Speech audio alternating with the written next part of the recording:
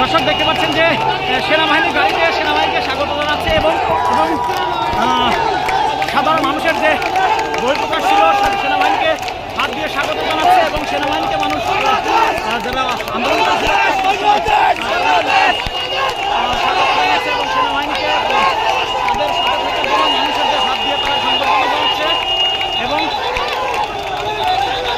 সেনাবাহিনীকে কুশল জানাচ্ছে এবং দেখতেই পাচ্ছেন সেনাবাহিনীর যে গাড়ি রয়েছে তারা কারফিউ যারা বিজয় মিছিল করছে কারফিউ হেড করে তারা কিন্তু তাদের সাথে কিন্তু সেনাবাহিনীর সুসম্পর্ক রয়েছে এবং দেখতে পাচ্ছি যে সেনাবাহিনীর সাথে তাদের একটি সুন্দর কর্মমতন চলছে এবং প্রতি জায়গাতে কিন্তু তারা গাড়ি নিয়ে বের হয়ে যাচ্ছে এবং সেনা শাসনের এই কিন্তু তারা করতে পেরেছে বলে তারা আনন্দ প্রকাশ করছে উচ্ছ্বাস প্রকাশ করছে এবং সেনাবাহিনীদের হাত দিয়ে তারা আনন্দ খুশি জ্ঞাপন করছে এবং দেখতে পাচ্ছেন সেনাবাহিনীকে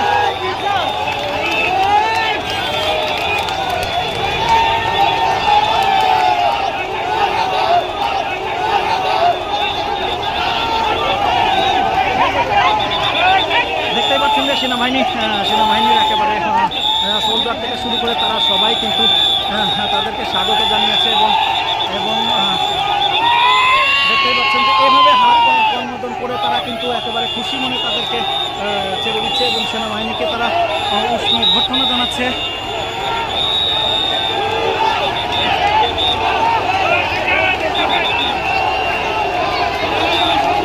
সেনাবাহিনীর যে একটি আস্থার জায়গা রয়েছে সেই জায়গাটির বহিঃপ্রকাশ কিন্তু ঘটছে যে সেনাবাহিনীর সবাই কিন্তু একেবারে সেনাবাহিনীর যে একটি আস্থার জায়গা সেই জায়গা থেকে তারা দর্শক দেখতে পাচ্ছেন যে মিরপুর এক এবং সনির দিক থেকে বিভিন্ন মানুষ বিভিন্নভাবে চলে আসতেছে পতাকা হাতে এবং তারা কিন্তু বিজয় মিছিলের জন্য মূলত প্রস্তুতি নিচ্ছে এবং দেখতেই পাচ্ছেন যে রিক্সা যোগে অনেক মানুষ তারা এইভাবে জড়ো হচ্ছে এবং বাইক যোগে এভাবে মানুষ জড়ো হচ্ছে চারিদিকে কিন্তু বিজয় মিছিলের জন্য একটা প্রস্তুতি শুরু হয়েছে এবং দেখতে পাচ্ছেন যে সনি এবং চাইনিদের সামনে দিয়ে কিন্তু দেখতে পাচ্ছেন যে এই জায়গাগুলো মানুষ জড়ো হচ্ছে। আমরা যদি আপনাদের একটু এগিয়ে গিয়ে দেখাতে চাই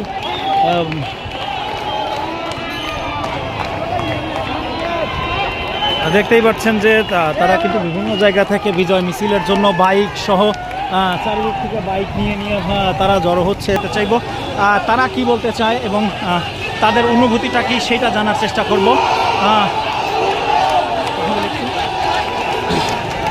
আচ্ছা দর্শক আমরা কথা বলার চেষ্টা করব একজনের সাথে একটু কথা বলবেন একটু।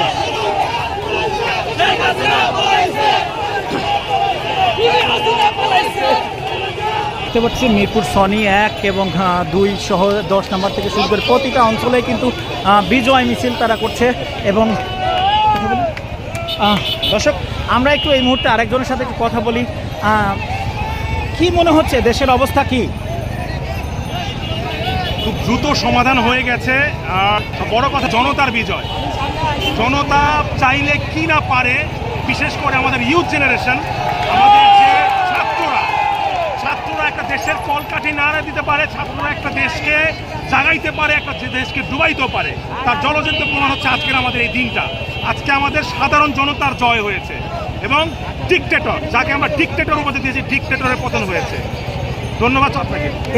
এইটা এখন আপনার ফিলিংস কি, ব্যক্তিগত ফিলিংস কি? আমি মিষ্টির দোকান খুঁজতেছি, মিষ্টির দোকান। আচ্ছা এক কথাই না দর্শক আমরা কিন্তু দেখছিলাম আসলে সাধারণ মানুষের যে অভিব্যক্তিগুলো সেটি আসলে বোঝার চেষ্টা করছিলাম যে সাধারণ মানুষের অভিব্যক্তিগুলো কী ছিল সেই জায়গা থেকে আমরা একটু জানার চেষ্টা করছিলাম। পাশাপাশি অনেক নারীরাও কিন্তু রাস্তায় নেমে এসেছে। আমরা যদি সেই নারীদের সাথে একটু কথা বলি এবং একবার একটু যদি বলতেন এই আন্দোলনের সাথে আমি শুরু থেকে অতপ্রত ছিলাম।